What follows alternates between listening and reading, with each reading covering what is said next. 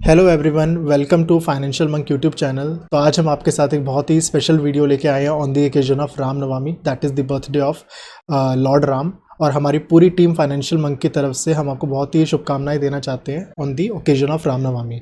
तो हमने सोचा कि जिस तरीके से भगवान राम को एक मर्यादा पुरुषोत्तम की तरह, एक आइडियल पर्सन की तरह जाना जाता है, तो क्यों ना उनकी लाइफ से, रामायण से कुछ इन्वेस्टमेंट लेसन्स जो कि हम अपनी लाइफ में इन्वेस्टमेंट करते टाइम हम चीज़ों को उतार सकते हैं, वो चीज़ों के बारे में हम डिस्कस करेंगे। तो जो पहला पॉइंटर आता है that is invest brick by brick like Ram Setu. जिस तरीके से भगवान राम को परेशानी आई थी जब उन्हें लंका जाना था, तो लंका और जो भारत है उसके बीच में बहुत बड़ी दूरी थी, तो वहाँ पे जाने के लिए कोई व्हीकल नहीं था। कैसे जा सके? या तो उड़ के जा सकते थे या तो एक ब्रिज बना सकते थे। तो जब सेतु बन रहा था, जब एक ब्रिज बन रहा था, तो उसमें एक छोटी सी गिलहरी भी अपना कंट्रीब्यूशन दे रही थी कि मैं एक पत्थर, दो पत्थर, छोटे छोटे पत्थर डालूंगी। और जो हनुमान जी थे वो देख रहे थे कि अरे इतनी छोटी सी गिलहरी डाल रही है, इससे क्या फ़र्क पड़ेगा। इसी तरीके से हो सकता है इन्वेस्टमेंट करते टाइम आपके फ्रेंड्स, आपके रिलेटिव्स या कोई भी फाइनेंशियल एक्सपर्ट हो, वो आपके पास आके बोले अरे आप 500 रुपये, 1000 रुपये आप इसमें डाल रहे हैं, इन्वेस्ट कर रहे हैं, इससे क्या फ़र्क पड़ेगा। बट जो प्रोसेस होता है हमें उस पर ट्रस्ट करना चाहिए। एंड आप सब जानते होंगे राम जी ने कितना प्रशंसा की थी उस गिलहरी की, कि आप भी, मतलब इवन दो आप अपने एफर्ट से जितना डाल सकते हैं, आपने बहुत अच्छे एफर्ट्स डाले हैं। तो वो चीज़ को लेके अगर हम इन्वेस्टमेंट की भी बात करें तो eventually over the time compounding का इफेक्ट धीरे धीरे करके आपके 500, 1000 अगर आप रेगुलरली, ये मंथ आफ्टर मंथ अगर आप कंसिस्टेंटली डालते जाएंगे तो उसका इफेक्ट भी ओवर अ लॉन्ग टर्म आपको दिखेगा।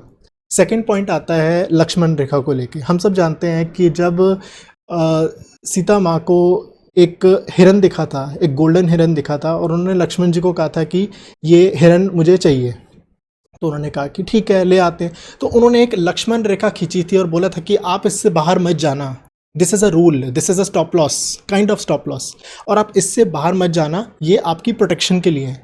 एंड वहाँ पे कुछ ऐसी सिचुएशंस क्रिएट हुई कि वहाँ पे रावण आया और वहाँ पे एक एक कह सकते हैं कि कुछ ऐसी चीज़ें की जिससे कि उन्हें उस रेखा से बाहर आने के लिए उन्हें बोला कि आप रेखा से बाहर आओ।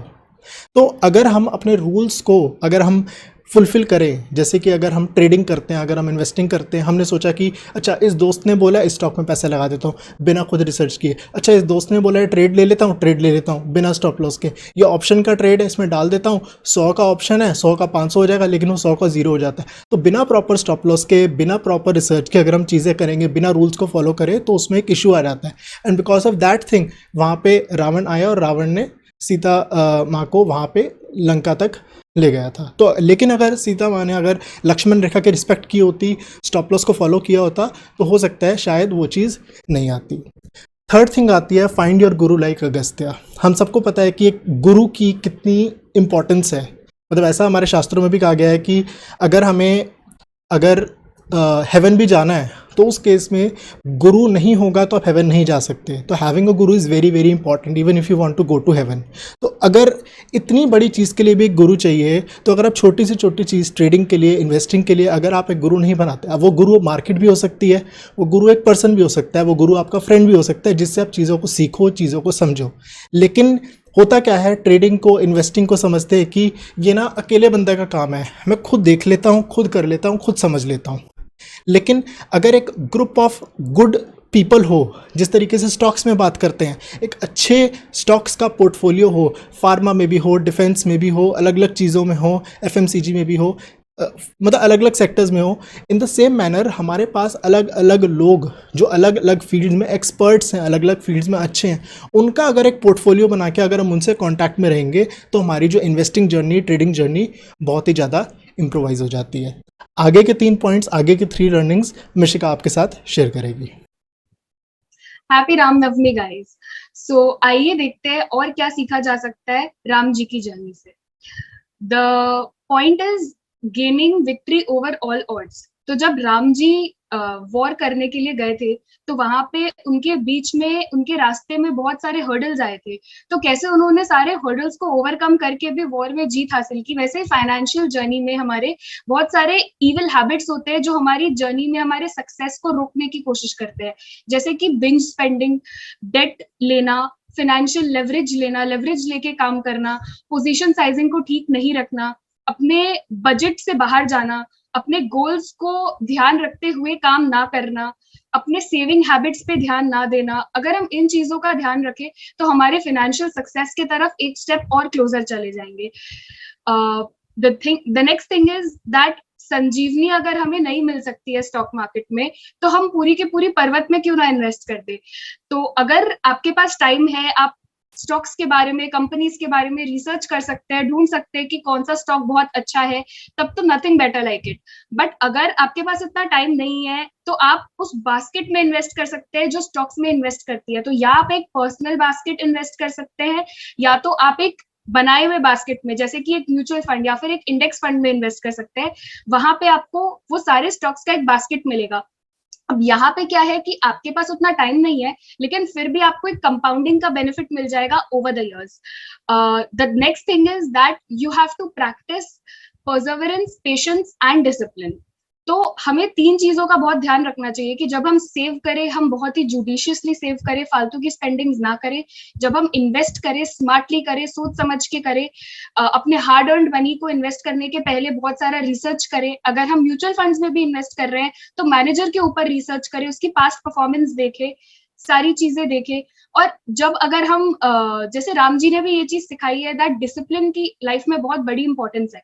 तो हम मार्केट के उतार चढ़ाव में बहुत डर जाते हैं कि क्या, अभी जैसे रशिया का वॉर आया था, हमें लगा यार इतना ज्यादा मार्केट गिर गया, हम इन्वेस्ट करें ना करें, जो इन्वेस्टेड मनी है अब तो मार्केट इतनी गिर गई है, हमारे सेविंग्स इतने कम हो गए हैं। तो ये उतार चढ़ाव में हर चीज में हमें मार्केट में बने रहना है। मार्केट जब ऊपर रहे तो भी इन्वेस्ट करना है और नीचे रहे तो भी इन्वेस्ट करना है।